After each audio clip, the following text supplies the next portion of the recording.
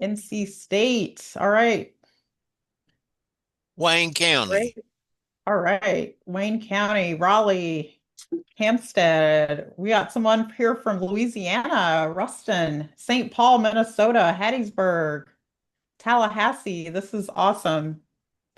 So great to see all of you joining from all across the United States. We've got Des Moines, Iowa. We got St. Louis. We've got the North Carolina Forest Service in Raleigh, Blackshear, Georgia, Nigeria, Lagos. Wow, amazing. Waverly, Virginia, St. Simons. We have gone international, folks. Spruce Pine, North Carolina. Excellent, excellent. Okay, it looks like everyone is in from the waiting room, so let's go ahead and kick things off. Wonderful. Pensacola, this is wonderful. Another Nigeria. So, good afternoon, everyone, and welcome. Thank you so much for joining us today. My name is Shorna Allred. I'm at the University of North Carolina at Chapel Hill, joining you from our campus. And I'm really delighted that you all are here for our webinar titled Landowner Participation in Longleaf Pine Restoration. Insights from literature and practitioner perspectives. So today's webinar is designed for conservation professionals who work with longleaf pine in the longleaf pine range and beyond, people who are doing the day-to-day outreach and program delivery, partnership building on private lands. And before we begin, I just want to acknowledge the deep expertise that many of you and lived expertise that you bring to this work. And our goal is to really offer a synthesis that you can use immediately to create these shared spaces for learning and conservation. So first, I'd like to begin with an introduction to our wonderful team. We are collaborators across Virginia Tech and UNC Chapel Hill universities. And Ashley Dayer, Katie Holland, Rehan Rasku, Kelly Langens, and Kingsley Apong and I are a team, and we came together to really answer a question, a shared question around landowner participation in longleaf pine restoration. And today we're going to be exploring how does that really match what practitioners and conservation professionals are seeing right here on the ground. And I want to really acknowledge our PI, Ashley Dayer, who is not able to be with us today, but has been leading this effort, and we're very grateful for the expertise that she brings to the project. And so next, I'd like to share kind of a highlights of what we'll cover today. We have some complementary resources. One is our published practitioner's guide, which synthesizes key themes around around the landowner participation literature. And then we'll also be talking about practitioner perspectives from managers, stewards, et cetera, that work on longleaf pine. So there's going to be this connection between evidence and experience. And in terms of our roadmap for the webinar, we're going to focus on longleaf pine background and importance, including Conservation Reserve Program as an important federal program that helps support restoration on private lands. And so even though this study really centers on the Reserve Program, insights from the broader landowner participation literature travel well. Any of you working with private lands are going to learn something today, whether it's around NGO-led initiatives or longleaf-focused partnerships. The interviews really cover a lot of those dynamics, and the practitioner um, uh, guide will also touch on those in a broad sense. So we're going to cover that, participation patterns in Reserve Program. What are some strategies to overcome barriers that landowners are facing? How can we think about improving programs? And what about post-CRP, post-program decisions and available options? So again, even though that component is focused on CRP, we feel like those lessons should feel very familiar and useful to anyone working with private landowners. So now to ground us in the big picture and on the ground reality of longleaf pine restoration, I am going to turn it over to Lisa Lord. She is the Vice President for Operations at the Longleaf Alliance and also a member of our advisory board. Lisa, we are grateful that you're here and thank you for leading us into the longleaf context. Yeah, thank you so much for inviting me to participate today in the webinar and to share a little bit about some of the advantages and benefits of longleaf forests. And I think you've got a couple slides there. Great. Yeah, so I'm excited about the rest of the information and research that'll be presented in today's webinar. Many of you are probably familiar with longleaf, but some of you may not be. Um, and the longleaf pine forests aren't just about, oh, if you could go back to the other slide. There you go. The forests just are about more than just the tree. It's really one of the most biologically rich ecosystems in North America. So this is the ecosystem that bobwhite quail and pollinators and unique animals like gopher tortoise or red cockaded woodpeckers are really, built for. And longleaf pine forests are becoming an increasingly valuable land use, I think, in the Southeast, especially in light of kind of some of the changing markets here. So these forests are characterized, as you see in the photo in front of you, by longleaf pine, which is kind of the dominant tree in the overstory. With little to no midstory. And that's primarily maintained through prescribed fire most often. And then longleaf forests have a well-developed, diverse ground cover, and that provides habitat that many of the wildlife species need to thrive. These forests are really resilient places on the landscape, and when managed well, the trees are resistant to insects and diseases. They're windstorm resistant and wildfire resilient.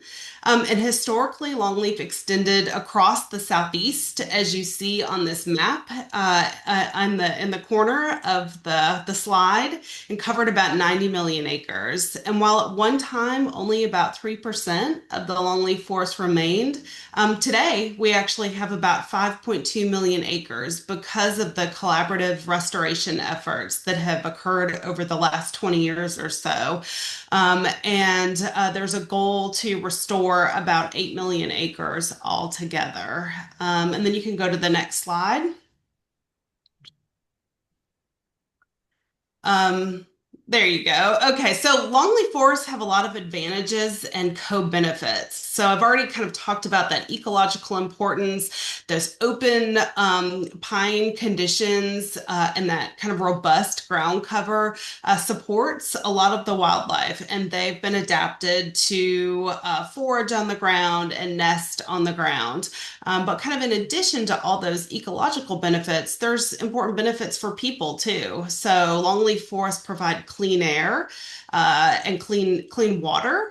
There's been a lot of research recently about the connection between water availability and longleaf forests, and water is becoming increasingly important.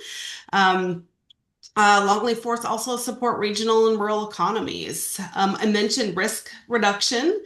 So longleaf trees are really well adapted to high winds. So when we think about hurricanes or drought or fire, longleaf has some advantages there. Military readiness. So we don't often think about the connection between forests and military readiness, but longleaf forests buffer a lot of our military installations against incompatible development that could impact their training exercises. And then economic value. So longleaf forests produce really high quality timber. And that provides revenue streams to landowners through kind of both traditional markets, so those wood product markets, and then a lot of the emerging markets like the carbon markets. Next slide.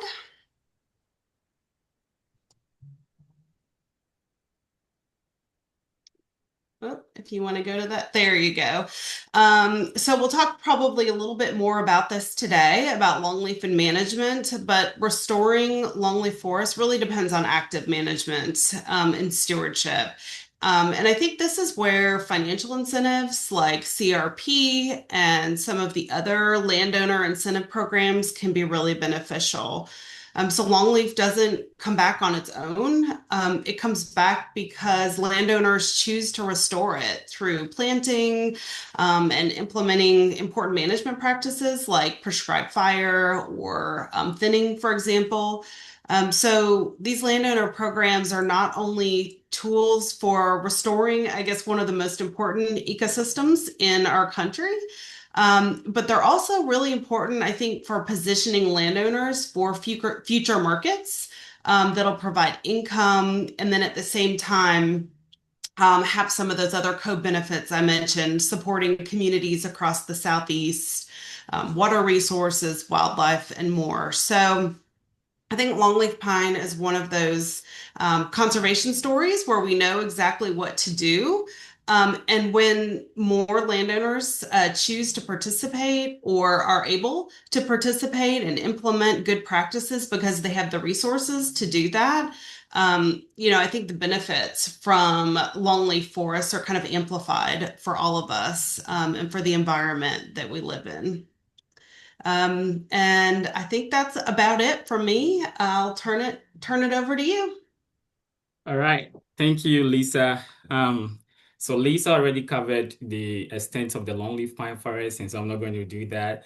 I'm just going to focus on some of the cultural and social importance of the longleaf pine forest because the longleaf pine forest is deeply embedded in the Southern history and its culture and its heritage. As indigenous people like the Creek, like the Cherokee, and the Lumbee especially use it in building homes. They use the forest for medicinal purposes. And in fact, when you look at the Lumbee tribe, when you look at their emblem, it is designed using the longleaf pine cones. And specifically, when I read the literature, it says that the Lumbee tribe used the pine needles to weave baskets, and the baskets were so tight with the pine needles that it could even be used to fetch water. Another social importance of the or cultural importance of the longleaf pine forest is the North Carolina nickname, which is a Tar Heel. I don't know if most folks are aware of the Tar Heel nickname, but then it is the nickname for the state of North Carolina. This name can be traced back to the 18th and 19th century turpentine industry. The nickname actually came about as turpentine workers, which were enslaved Black people, as they got tar on their heels as they went about with their duties of extracting resin from the longleaf tree.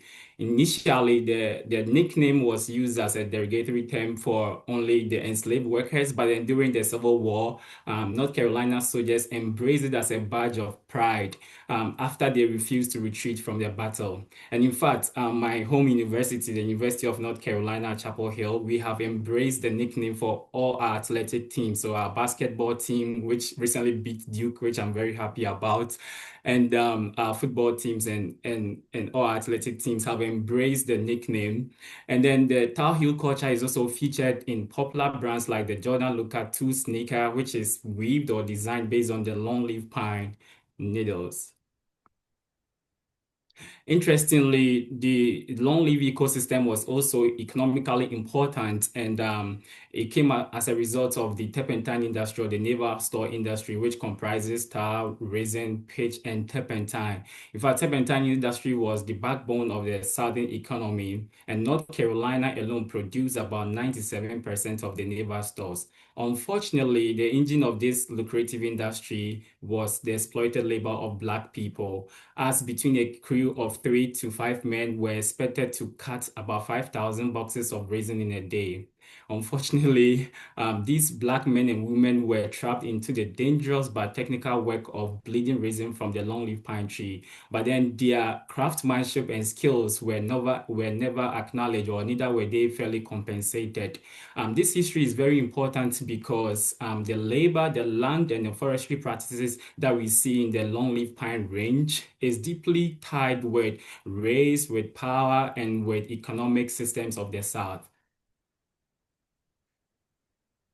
Despite the significant cultural and social importance of the longleaf pine forest, we have lost about 96% of the original extent. The reasons for this decline is attributed to conversion of the forest into agricultural and industrial purposes, suppression of fire, as Lisa mentioned. The longleaf pine depends on fire for its rejuvenation. And so when fire is suppressed, that means that new growth is also going to be suppressed.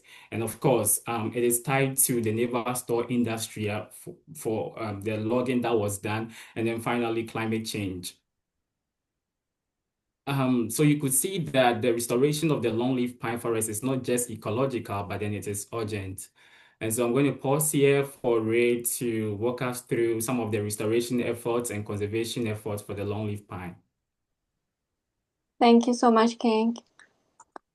Hello, everyone, and thank you so much for joining us today. I'm excited to talk about longleaf pine restoration efforts, and we'll also explore some motivations to participate and barriers people face along the way. So regarding restoration efforts, there are ongoing restoration efforts driven by both public and private sector initiatives. Examples include America's Longleaf Restoration Initiative, the Longleaf Alliance, and federal programs like Environmental Quality Incentives Program, Conservation and Stewardship Program, and also Conservation Reserve Program, or CRP. Next slide, please. So speaking more about the CRP is administered by USDA FSA. The purpose is to conserve soil, protect the quality of water, control surplus commodity production, and also provide habitat for wildlife. Landowners will remove their sensitive land from farming and plant species that can boost environmental health, like longleaf pines. And in return, they will receive annual rental payments, customer support, and also tax benefits. The contract length is between 10 or 15 years, and they have option for another re-enrollment. Next slide, please.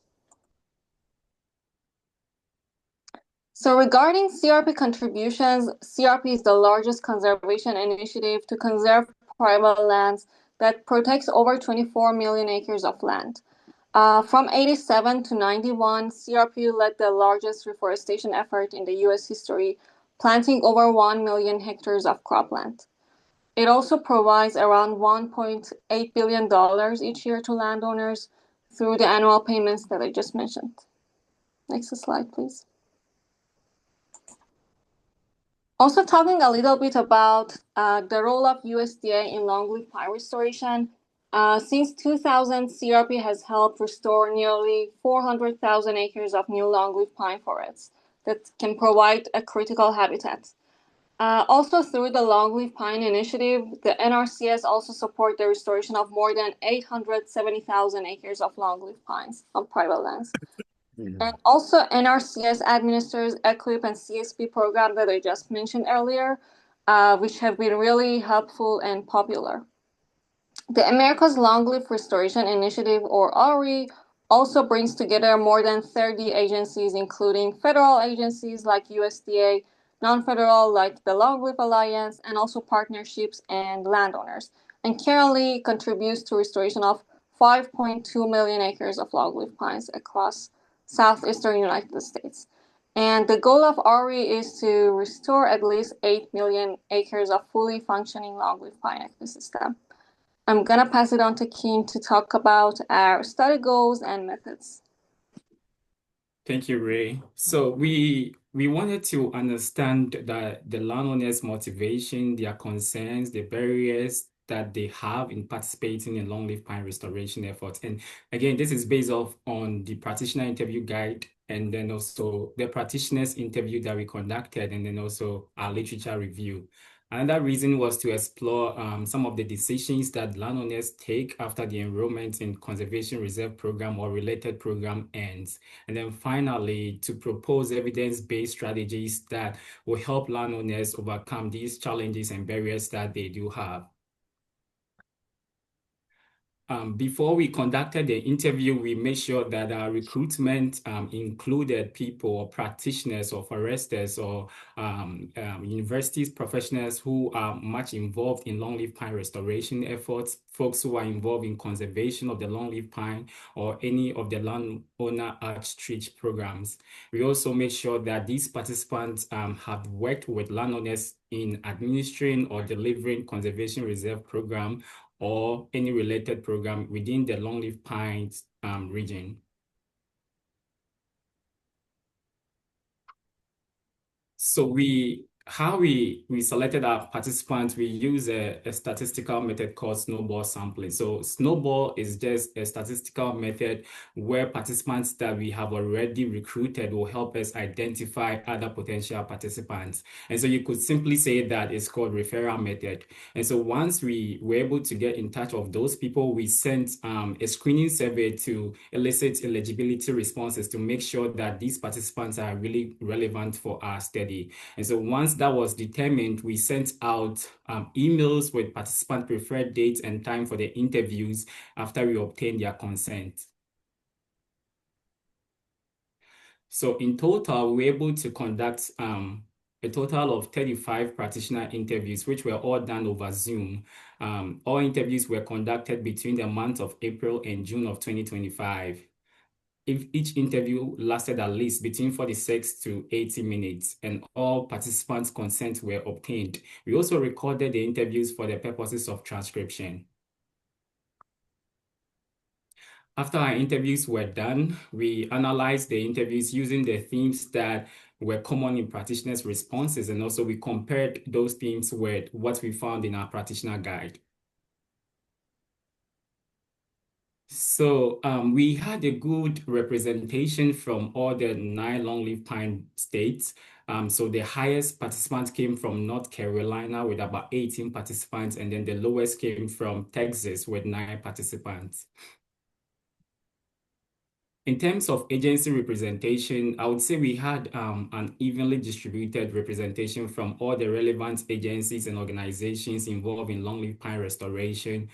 Or related programs which are aimed at restoring the longleaf pine. So for federal agencies, we had 11 folks from either the NRCS or the FSA or the U.S. Fish and Wildlife Services. From the state agencies, we had 7 participants coming from all state agencies relevant to longleaf pine restoration, and also organizations. We had like 22 people from other organizations, including but not limited to the TNC, Tall Timbers, Hill Forever, Pheasant Forever, among others. So I'm going to pause here, and Ray is going to continue for reasons why landowners tend to engage in longleaf pine restoration, including programs like CRP and other relevant programs. Thank you again. Yeah, so I want to spend some time to talk about why or why not landowners enroll in programs like CRP or any other relevant programs for longleaf pine restoration. And of course, this is from conservation practitioners' perspective. But before I begin, could somebody from the team please launch the motivation poll?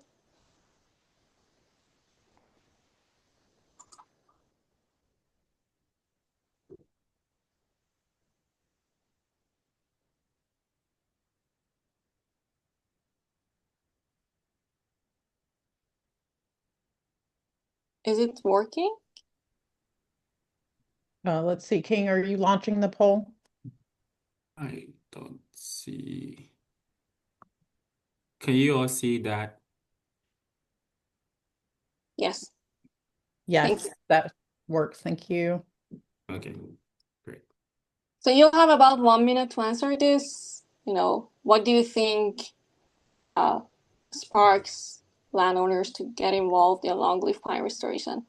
We are just interested to hear your personal opinion.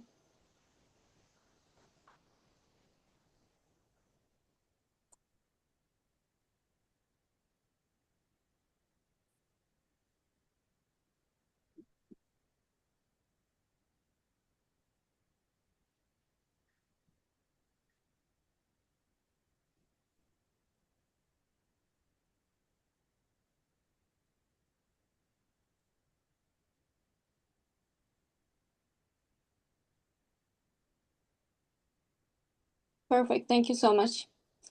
So let's see if our findings resonate with you.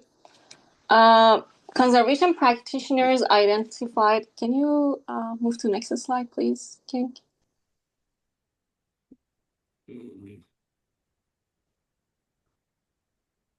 No, the one before.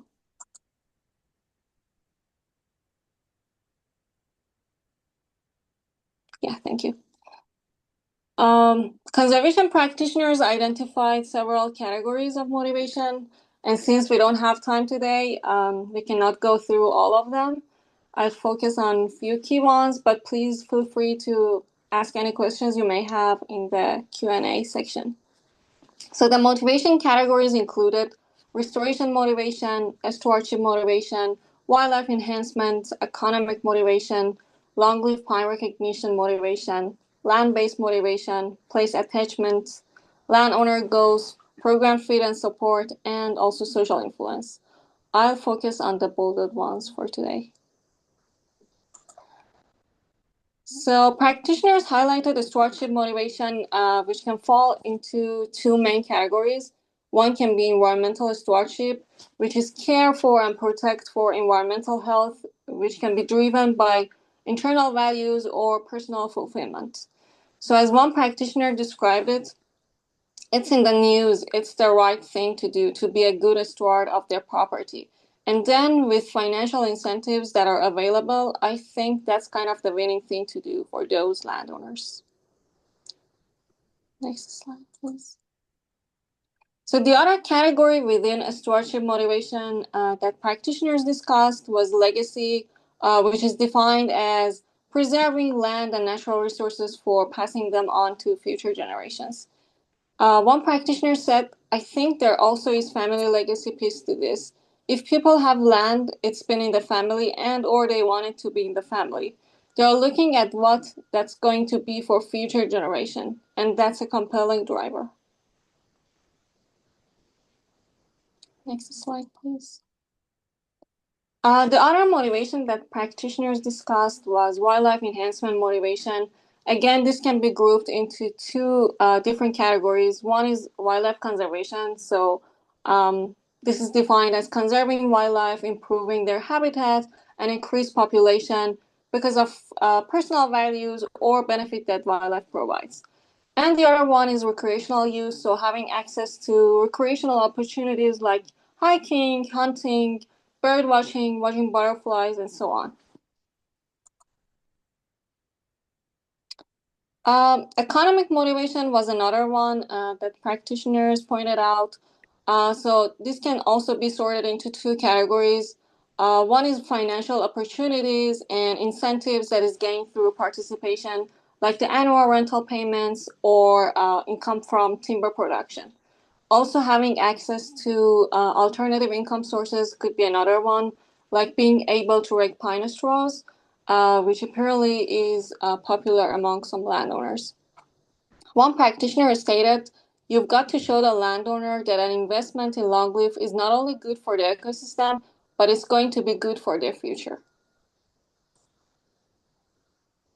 The next motivation that conservation practitioners discussed was longleaf pine recognition motivation. So this motivation includes several related categories. One is appreciation and awareness, which is valuing longleaf pine because of emotional connections to it or awareness of its attributes. Another important one is promotion, which is expanded incentives and support that is offered to promote longleaf pine restoration. They also discussed resilience and cultural significance. Practitioners also pointed out land-based motivation, which is basically attributes of land that can impact their ability and eligibility to participate, like having a suitable soil type. However, this can also act as a barrier, like not having cropping history, which is required by CRP, or being near highway. So this can be challenging because of limitation to use prescribed fire. Some practitioners even mentioned that in such cases, they would not recommend planting longleaf pine because prescribed fire is an important part of the longleaf pine management. And finally, social influence. So this is defined as influence from peers, neighbors, friends, or other landowners. Uh, Again, this can also act as a barrier, like imagine your friends favoring other trees or pine species like loblolly pine. So this is a really valuable quote I want to share to clarify the meaning of social influence. So what we've encountered is that there's definitely a group of people who are landowners that advocate for this, tell their neighbors about it, are very committed to the restoration on their lands and trying to spread the good word to their neighbors and family members.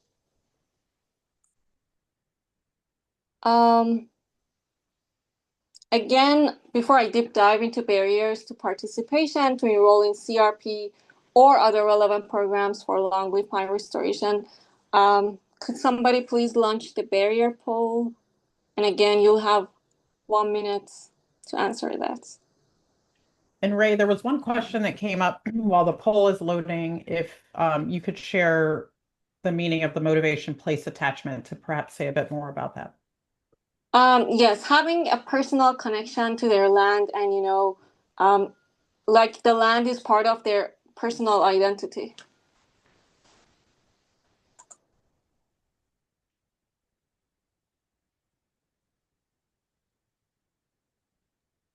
Can you all access the poll?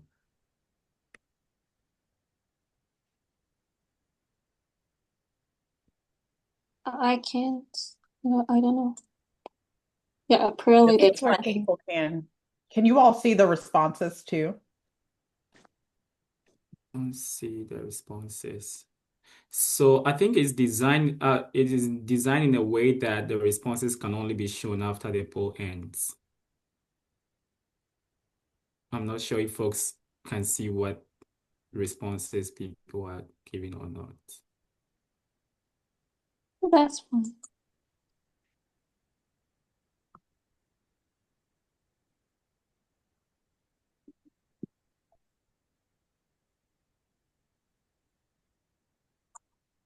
Okay, I can see.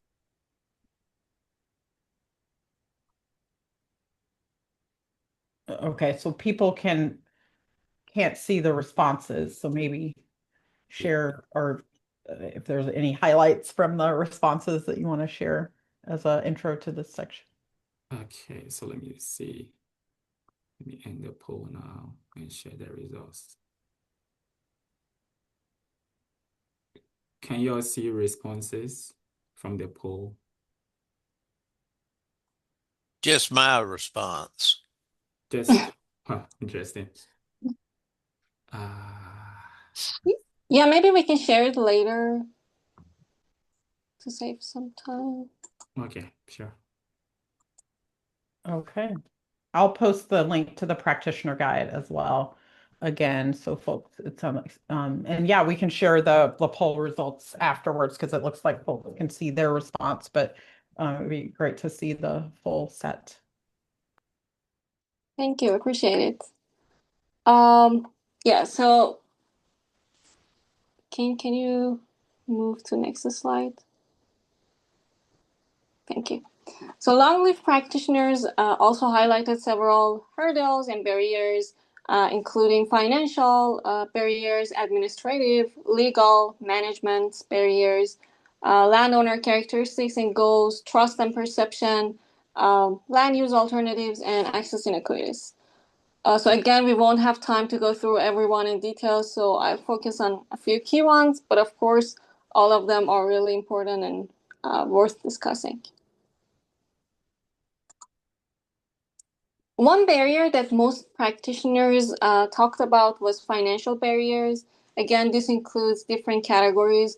One is costs and payment that landowners must pay upfront and wait to be reimbursed for, and also adequacy of those payments. Another one is lack of clarity about future financial outcomes.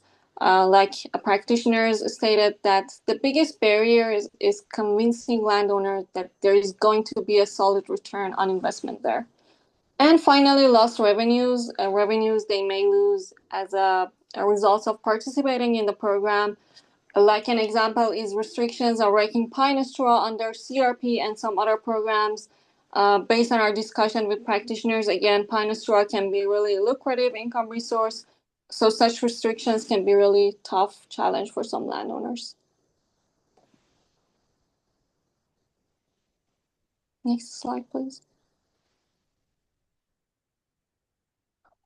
The next category that practitioners discussed was administrative barriers, which is really aligned perfectly with what the literature says about CRP and other conservation programs.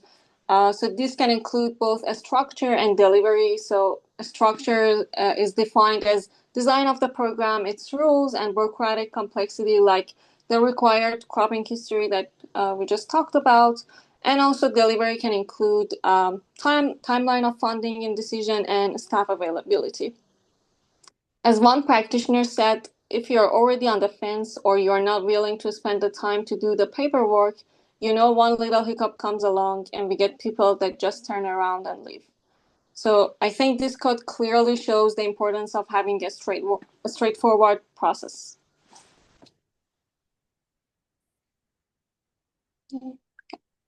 Legal barriers was also discussed, like having multiple ownership or lack of clear title, which can be challenging for some landowners.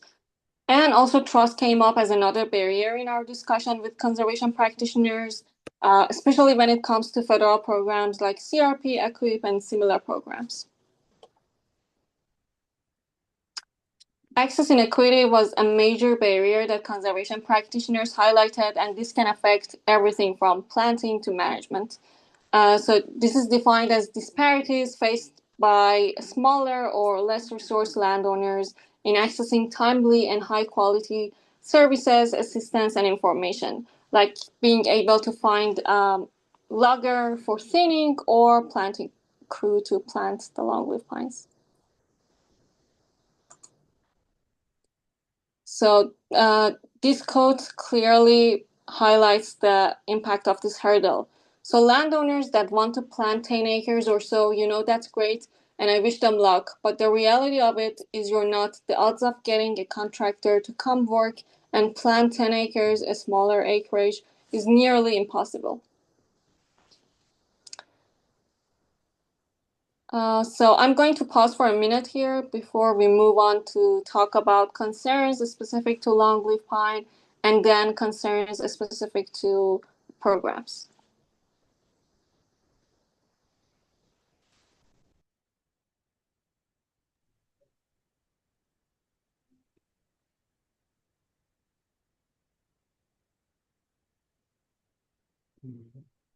Ray, is there like a poll you want to launch or something? No, I just wanted to wait for a minute, before moving on. Right. A poll.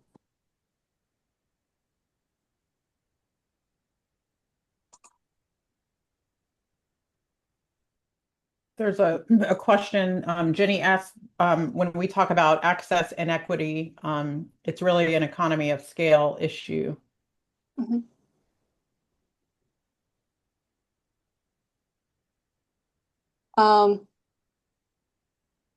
So you mean the naming might be a little bit different, the naming of that barrier? Because of course, yeah, but also access inequity could include, lack of access to information among some landowners, particularly, absentee landowners. So it's a little bit broader than that, I think. But yeah, I agree. That's Yeah, it includes the economy of scale issue of working on smaller lands, but may is broader than that as well, like access to information. okay. So next slide, please, King. Thank you. Longleaf pine practitioners also mentioned several categories, including establishment concerns, management concerns, longleaf pine characteristics, and also market challenges. I'll highlight 3 of these in more detail. So management concern was pointed out by a majority of practitioners. especially prescribed fire, which can be concerning for some landowners, either landowners conducting burns themselves, having concerns, related to liability issues, smoke management, and other aspects, or challenges of finding, contractors. Invasive species management was also discussed, like cost of herbicide or a lack of technical knowledge. And also thinning, like concerns related to different aspects of thinning, like operational challenges, having access to equipment and contractors. Next slide, please. Longleaf pine characteristic was another concern that we discussed. So this is defined as traits specific to longleaf pine that can influence how it grows and is managed. So longleaf pine grows on a longer rotation than many other pines. So the wait and uncertainty before seeing result is a concern among landowners. Some practitioners also discussed market challenges, like concerns related to unstable or changing markets for timber and wood products. So some practitioners mentioned new closures in their states, which can affect the market and demand for harvested wood. And finally, I want to spend some time to talk about concerns specific to programs like CRP, EQIP, and other longleaf pine restoration programs.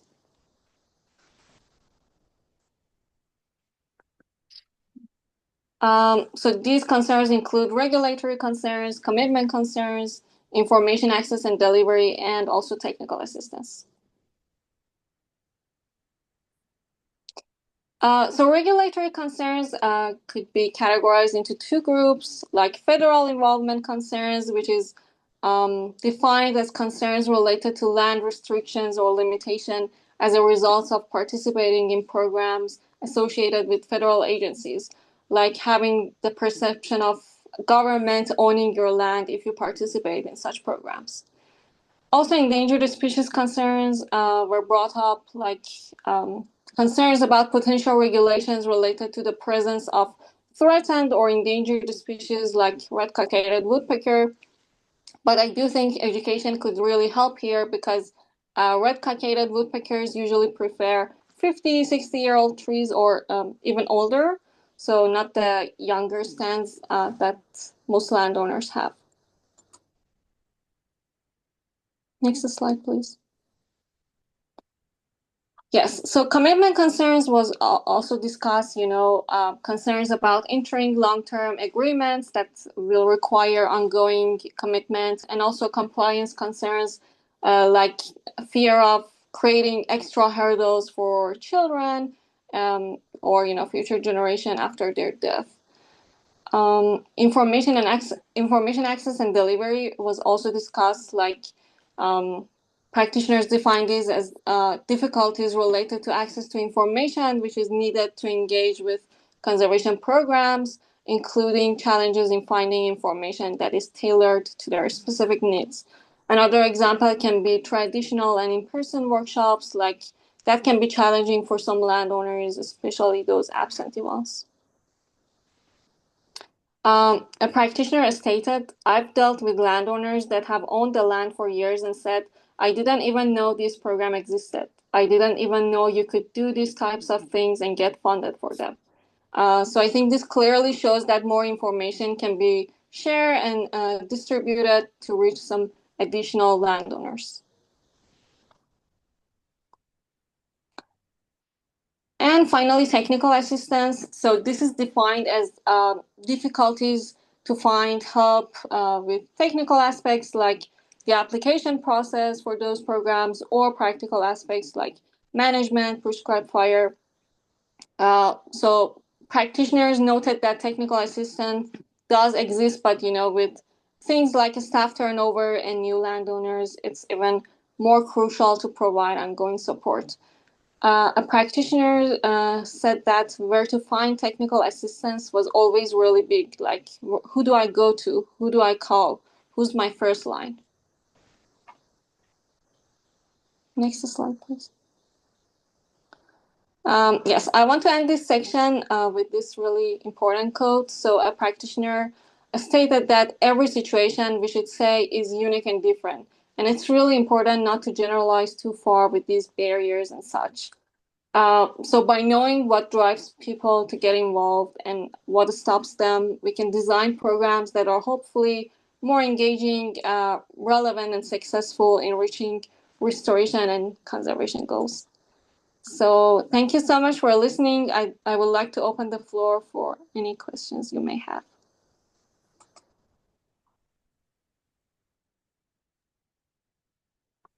There's Yeah, one so question. Oh, go ahead, no, Kingsley. go ahead, Shona, go ahead. No, please. I was just going to say that folks could feel free to put their questions in the chat, and then we will do our best to respond to them, either like in the chat or like we talking it out loud. Excellent. It looks like we have one question so far. Please keep them coming. Any questions, feel free to put them in the chat or the Q&A. The question from Jake Comer is, any information on what the establishment concerns were from landowners? I know that was one of the areas that the research touched on. Do you know, or did you evaluate if some of the market-based concerns would also be present with landowners if they were considering planting another species like loblolly? So how do the establishment concerns of longleaf differ from maybe those of other species? Can you hear me? Yes. Yes. Yes, because I can't hear you. Yeah, but yeah. So establishment concerns, again, were distributed in two categories, like one related to biological aspects, seed availability, and planting failures. Again, this is connected to longleaf pine characteristics and how it survives. And also some concerns related to labor and resources, like being hard to find planting crew or planting on time. Finding contractors mostly. And also, it did.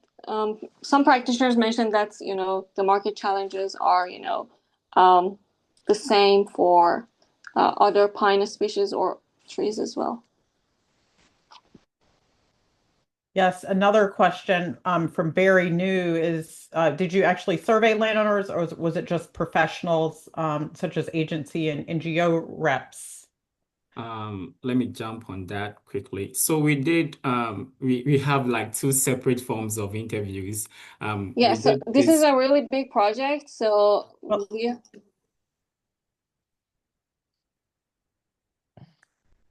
Kingsley, did you want to finish speaking? Yes. Ray, can you actually hear? I think Ray is not able to hear us. Okay, fine. Like I was saying, this is a very broad and big project. We are looking at practitioners at the same time. We are looking at landowners themselves. So first of all, we read the literature. We did our practitioner interview guide, and so we wanted to understand from the perspective of the practitioners who work directly with the landowners to understand like what they think landowners think, like what they believe is the motivation and the barriers for landowners to participate in the conservation reserve program, and then also reconcile that with the responses from the landowners. So we have conducted two forms of interviews. The first one was the practitioner interview, which we did in April and June, and then in the August and then October we conducted landowner interviews. So we are yet to analyze and we are yet to analyze those results, and then once we have that, we're going to put the two together. For this practitioner webinar, we are just focusing on the responses from the practitioners and not the landowners. Great. So we will have another webinar upcoming about the landowner interview results. So thank you for asking that question. Keith asks, is there any hope that the program participation will become less clunky and confusing? This is often a familiar refrain about some government programs, or the bureaucracy or the administrative burden. Ray or King, I don't know if you want to comment on what any of the professionals said about that. Hopefully you can hear me now, because I have some technical issues. Yeah, great. Yeah, I think King will cover that shortly, talking about the strategies to overcome barriers. So hopefully, we can communicate that and see what Yeah. happens. Yes, good point. We do have some of that coming up around some of the strategies for overcoming the barriers. Thanks for joining us, Isaac. Um, and yes, Barry, we're really excited to share the landowner results with you as well, because it'll be really interesting to compare and to hear from the landowners directly. Also, yes. Yeah, especially with the practitioners, like they were like, okay, it would be interesting to know what the landowners thought we thought they knew, and so it will be very interesting. And spoiler alert is going to come very soon, so just be on the lookout for it.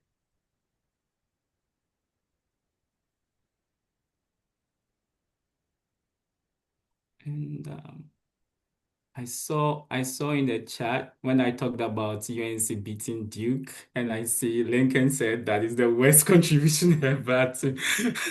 It's very funny. Lincoln, I think I'll reach out to you on that, and we can take it to a different level. But I appreciate the comment.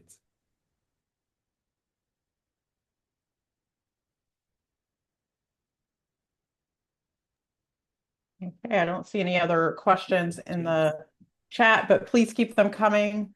We will have little pauses where we can have a chance to get through your questions. So thank you for posing them.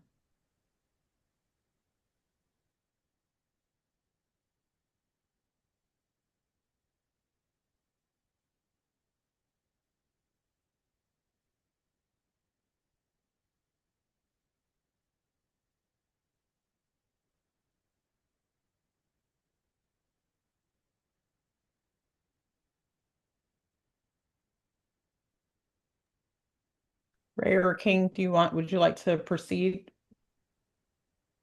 Yes, of course. Thank you, Shauna. And let me go to the screen sharing. Can you all see my screen? Yes. Okay, awesome.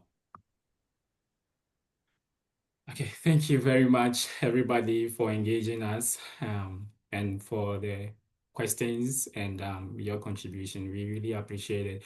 And so for this session, I'm going to talk about the trends in the level of participation in CRP, reasons that account for those trends, and then the strategies that landowners, practitioners believe landowners use to overcome the challenges and then barriers that they have, and then also some recommendations on how to improve the CRP program design to better motivate landowners to engage or enroll in CRP for Longleaf. And then finally, some of the reasons that landowners tend to make after the enrollment in conservation reserve or related programs ends. So we asked practitioners about the trends in the participation of CRP for Longleaf, and then we were told that majority of their customers or people who are involved in Longleaf pine are older white male, and then now they are seeing more involvement from the young generation and women. But then unfortunately, they mentioned that the participation rate or level for minority individuals continue to remain low. As one practitioner put it, and I quote, I would say that the majority of our customers that are involved in CRP are white males, an age category of 60 years and older. Again, they mentioned that they see more enrollment success geographically concentrated in Alabama and Georgia. As one practitioner mentions, I would say that Georgia and Alabama are the states with most CRP enrollment success.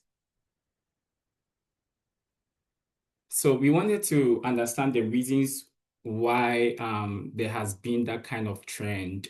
And then the first thing that they mentioned was financial reasons. And these reasons is very applicable to the younger generation. For example, they have seen how important it is to plant longleaf pine. They have seen that once you are engaged in longleaf pine through CRP program, you get annual rental payments and other cost share benefits.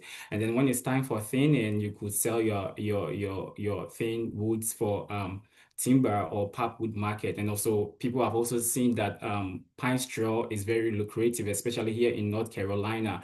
And so folks are involved in longleaf pine for that purpose. And so they also mentioned that the reasons could be as a result of legacy in the form that those older white folks, older white male who are involved in longleaf pine inherited the longleaf from their parents, and so they have been doing this for generations to generations. That is the reason why you see older white male involved in longleaf pine. Of course, some of them are also interested because of financial reasons. And then there are other people too also involved because of recreational purposes, like the longleaf. The beauty of the longleaf pine enables them to do recreational activities like bird watching, like hunting and things like that. Some people also love the open canopy and how beautiful the longleaf pine tree is, and so they tend to like engage themselves in planting longleaf through CRP. Another reason that accounts for the reason why there is disparity in terms of state participation, specifically concentration in Alabama and Georgia, was attributed to the strong outreach presence that these two states have in terms of delivering delivering CRP through delivering CRP for longleaf pine. Another thing that they mentioned that is attributed to the reasons why there is low participation from minority communities is because of the historical mistrust in the agency. And then finally, S property, which is a lack of clear title, because before you can enroll in CRP for longleaf, you need to have clear title to the land. And most of these minority communities don't have clear title to their lands, and so they cannot enroll in the conservation reserve program. We wanted to understand the barriers, the strategies that landowners use or practitioners use to help landowners overcome the barriers and the concerns that Ray spoke about a couple of minutes ago. And then we were told that one way they do that is through partnership, that collaboration efforts between state, federal, and non-profit organizations to put resources and expertise together to help landowners overcome those challenges. Another thing they mentioned was the use of personal interaction. This point is very important because they mentioned that personal interaction as practitioners engage either through phone calls or on-site visits. Those things help build trust, especially for people who have trust issues with the federal government and they don't want the government to get into their businesses. So when these practitioners sit down with them and then talk to them through the benefits of the program and the reasons why they need to involve, it kind of like reduces or eliminates the misconceptions that they have in getting themselves involved in government programs. Another strategies that they mentioned was the use of educational outreach in the form of workshops, field days, learn and brand events. They mentioned that these events bring several or diverse group of people together, and it provides them the opportunity to share some of the experiences in managing the longleaf pine, the problems that they went through and how they overcame that problem. So it's like a good opportunity for them to learn from each other and then help solve their own problems. Another thing they mentioned was the use of financial incentives. Even though longleaf pine provides cost share benefits or cost share for the management of the CRP provides cost share benefit for managing longleaf pine. The practitioners also make it an effort to let farmers or other landowners know what other financial incentives that they could gain from participating in this program.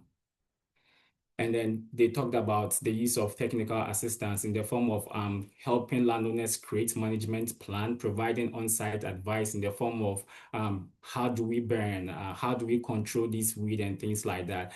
They also talked about the use of other market-driven incentives like opportunities to sell carbon credits. And whenever the wood market becomes lucrative, they kind of like advise landowners that, oh, you can take advantage of this. When you thin your trees, you could actually sell for pulpwood so that you can get extra money to help in your management cost.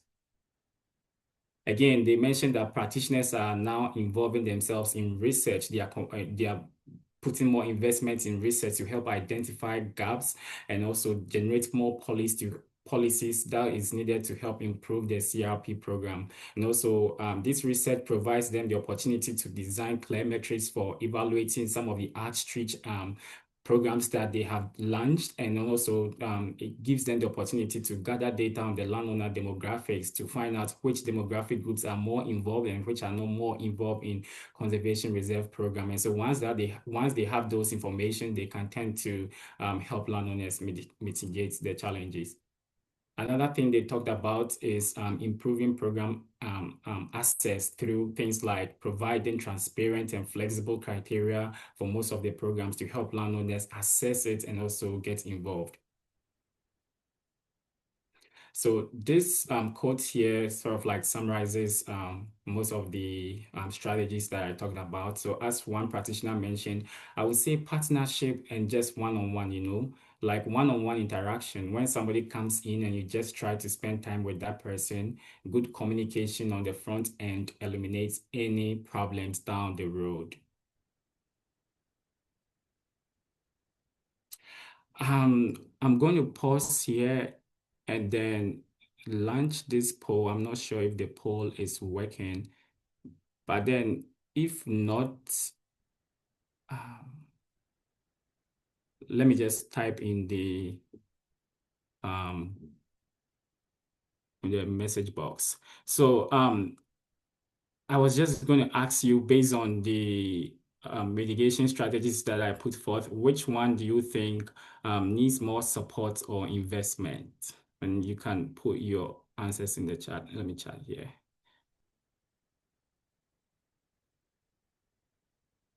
Oh.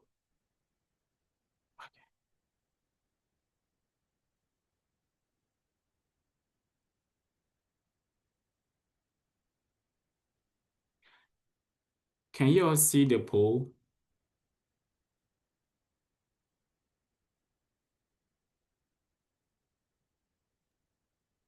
Yes. Looks Okay, like great. people can see it. I was just going to put it in the chat, but oh, Kelsey, thank you, Kelsey. Okay, yes, I see. Yes, okay.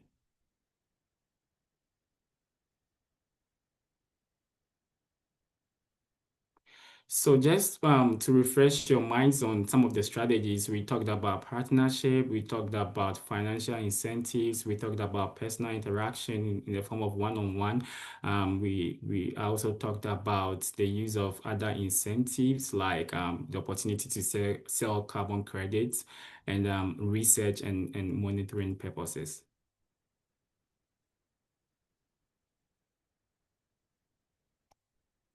Okay. See the results.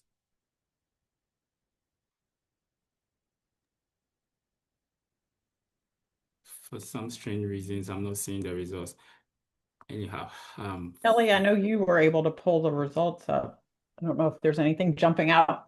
I actually can't see them either. Yeah, I can see the results. Sorry, Kelly, everybody. We'll like send the these around magic. afterwards, so hopefully people can take a look then.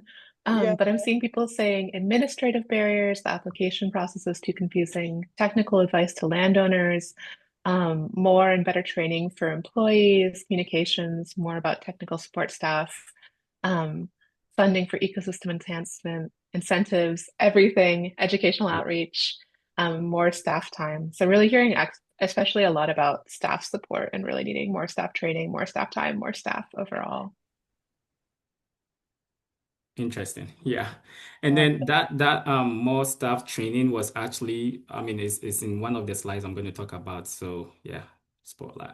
Let me just hold on to that. Yes. Thank you, Kelly, for the quick results overview. Thank you. Yeah, so like Kelly mentioned, most of the responses are almost similar to what we found in the literature and what the practitioners themselves mentioned. And so again, we asked them what are some of the recommendations that they would like to make to help make the CRP program better. And then they mentioned the need to simplify the administrative processes. As one practitioner put it, I would say just do away with the red tape. So CRP, they mentioned that the application process from the time you start to apply to even when you get the results, whether you got in, it's kind of like frustrating and a lot. So if they could like simplify and then streamline some of the processes, especially if they could let them know whether they got in or they did not get in very early, so that they could also look at other avenues. Another thing that they mentioned was the need to help them with the application process, like support in terms of like holding the landowner's hand and helping them through the application processes, because some of the language that are in the application form is very technical and dense with a lot of like jargons, which is difficult for landowners to even understand and then navigate it. And so if they have like staff who are solely dedicated in helping landowners understand what is actually expected of them in terms of the application procedure, then it's going to help increase participation level. Another thing that they mentioned has to do with the modification of the CRP program eligibility criteria. For example, before you can get enrolled in CRP, you should have a cropping history. It should be like a cropping land that you are converting back to forestry. And so most of these people are interested in planting longleaf, but they don't have the cropping history requirements. And so most practitioners suggested that if this cropping history requirement is revisited, is going to help or improve the participation level.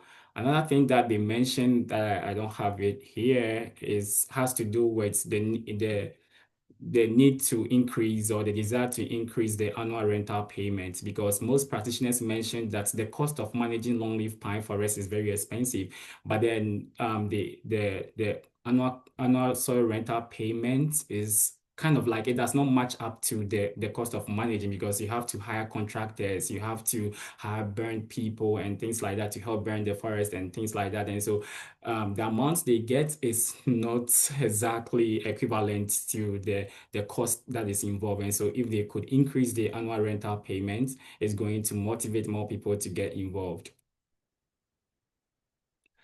So following this, we asked practitioners what they think landowners tend to do after their enrollment in the Conservation Reserve Program ends.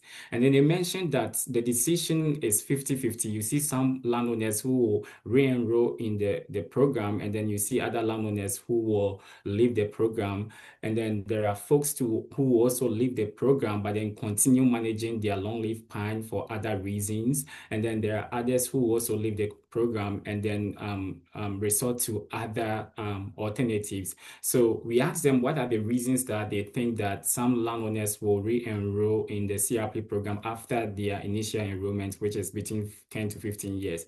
And then they mentioned that the reasons could be financial, because some landowners are planting longleaf for the first time, and then they get annual rental payments. And so within the first 10 to 15 years, their trees are not matured yet. So they will continue to re-enroll in order to get that same cost share benefits to help manage their longleaf pine stands. And another reason that came out has to do with environmental reasons. So for landowners whose objective of planting longleaf through CRP has to do with the beauty, when they see the beauty of the longleaf pine forest, or they see how important it is to conserve forestry and things like that. And so if it has to be environmental reasons, like for conservation purposes or for recreational purposes or for habitat restoration, those people will tend to continue CRP, because CRP will, once you're enrolled in CRP, you're abstracted from raking pine straw, which is something that prevents you from conserving the forest and things like that. So these people will enroll. Another thing they talked about is that social approval. They have seen members within their community or even their family members were once enrolled in CRP, and when the enrollment was done, they continued to enroll. So it's like, okay, this is what everybody is doing, so let me just continue to renew it.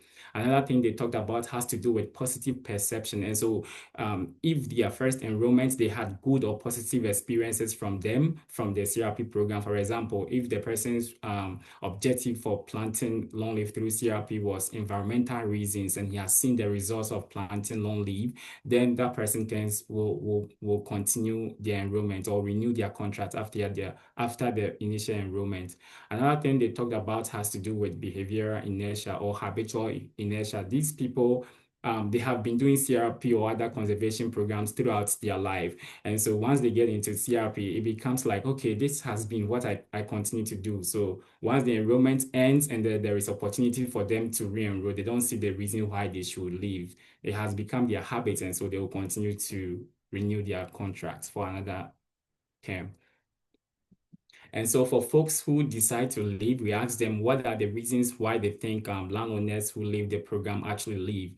And then they mentioned that the reasons could also be financial as well, because I mean, like I mentioned earlier, the cost of planting longleaf or managing the longleaf through CRP and the amount of money that they get in the form of soil annual rental payments doesn't match up. And so when folks see that their trees are now matured and they have a long bale of pine straw, and they see the income that they could generate from raking pine straw versus what they get from the annual rental payments, if it doesn't match up, then obviously, if the person's motivation is financially driven, then they will leave the program in order to rake pine straw. Other people also leave the program because of bad experiences or bad perception. And so if the person was enrolled in CRP and they didn't have good experience whilst enrolled in the program, it could be in the form of like maybe they had issues with the agency staff, in the forms of like they don't receive their annual rental payment on time, or they needed technical support, or they needed management support and they didn't get it. They don't see the reason why they need to renew their contract again. And so they're going to leave and then look for other alternatives. Another reason was attributed to social or peer pressure or peer influence. And so if the people, if the landowner within a community have seen that everybody who was once enrolled in CRP have left the program, and then they are doing other things like raking pine straw, selling for timber, or leasing it out, then they tend to also do otherwise, because they want to see, or they have seen how important it is for these people to live and still get benefits from it, versus they continuing and not getting the benefit that they hope for. And so there are some people who also leave and then they'll revert back to the status quo. For example, these people were planting or leasing their land for other purposes, or they were in other cropland agricultural purposes, or like maybe planting tobacco, or they were in pastoral services like having livestock on them, and so they converted their land to plant CRP, so plant longleaf under CRP, but then they realized that they didn't get enough benefit from it, and so they will leave and then revert back to what they used to do previously. And so other reason that people talked about has to do with resource constraint. And so like I mentioned earlier on, you see that most people who are involved in longleaf are older people, older white male. And so if they don't have the necessary strength in terms of like their health is not helping them, or they don't have the time, they are busy, and then they cannot do that, they tend to leave the program. And then especially if they are heirs or people they tend to leave their property to, are not willing to engage in the management of the longleaf, then they tend to leave it and do something else with it. Another reasons why people leave and then continue to maintain their longleaf, again, this can be attributed to the beauty of planting longleaf. And so even though they are no more in the program, but then they see the importance and the beauty of planting longleaf. It can be used for recreational purposes like hunting or bird watching, or they can get income from it, then they will leave, but then they will continue to maintain their longleaf pine stands, either by financing it themselves or looking for other opportunities from other programs. And then there are some people who also leave the program and then they will transition to other land use options, such as if they see that solar developers are trooping in with huge sums of money, they compare the money that they are getting from selling for solar purposes, they are going to leave and then leave. They are going to leave the program and then sell their lands for solar developers. Others will also leave the program, clear cut, and then use the land for industrial purposes or build residential homes. And then there are other people who also leave and then lease their lands for hunting clubs, or lease their land for agricultural purposes. And then finally, there are some people who are also going to leave and then convert back the land to agricultural or pastoral services. And this is a clear example of the behavioral inertia, or reverting back to the status quo. Finally, I would love to end my presentation with some key takeaways. So CRP participation, even though it is growing, but we saw based on the trends that there is an uneven trend even though women and younger generation are getting more involved, but it was obvious that minority communities are left out because of the heirs property requirements or lack of clear title to the land or historical mistrust in the agency, and as a result, they don't want to get involved. Another thing that I would like to talk about as a takeaway has to do with trust, because trust drives participation. That one-on-one engagement and local partnership reduces mistrust and then encourages participation. In as much as money is important, the objective of the landowner is also very important. Even though financial incentives works, but then these incentives, these financial incentives, has to align with the landowner's stewardship goals, their legacy objectives, and things like that.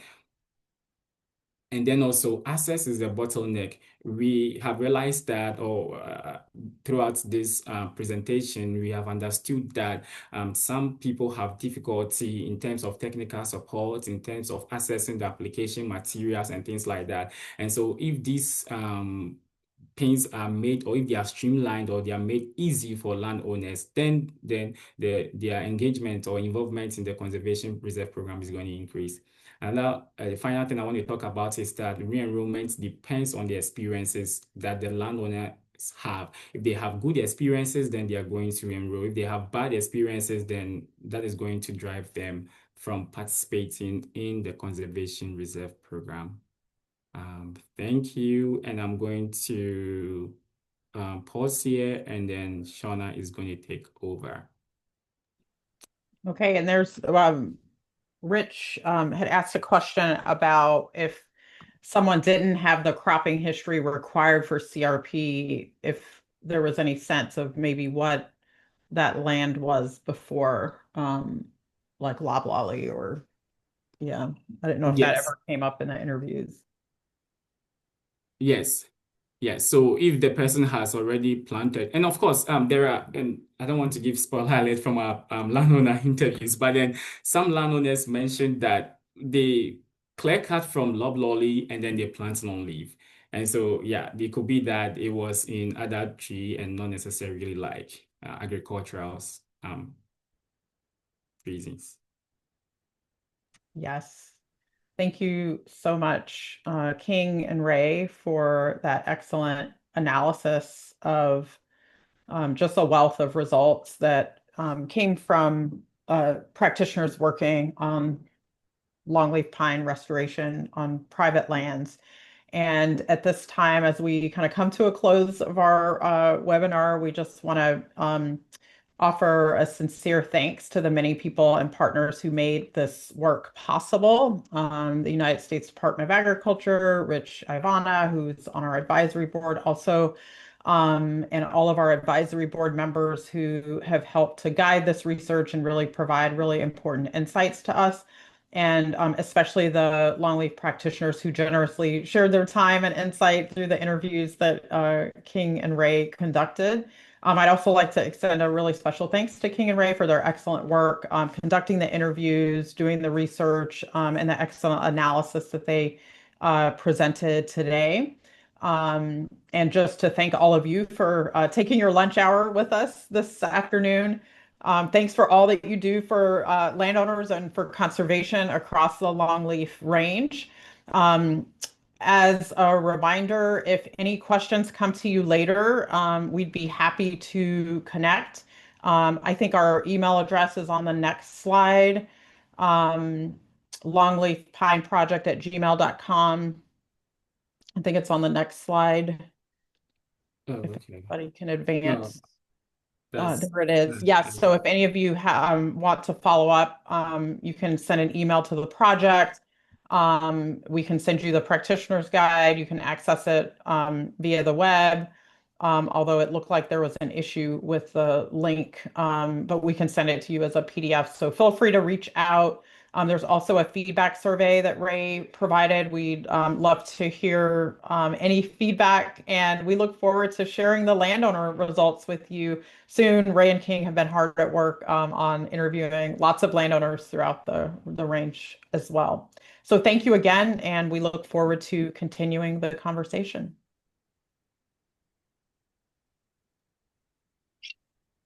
And I do see one additional question in the Q&A section that I think we might have missed. Okay, go ahead. It's are you providing SAF continuing education credits? Oh, I did miss that. We are not, but that is a great suggestion. So I'm making a note of that now to get SAF continuing education credits for our next webinar. So thank you for that suggestion. And I did miss that comment, so sorry about that. And thank you, Kelly, for catching that.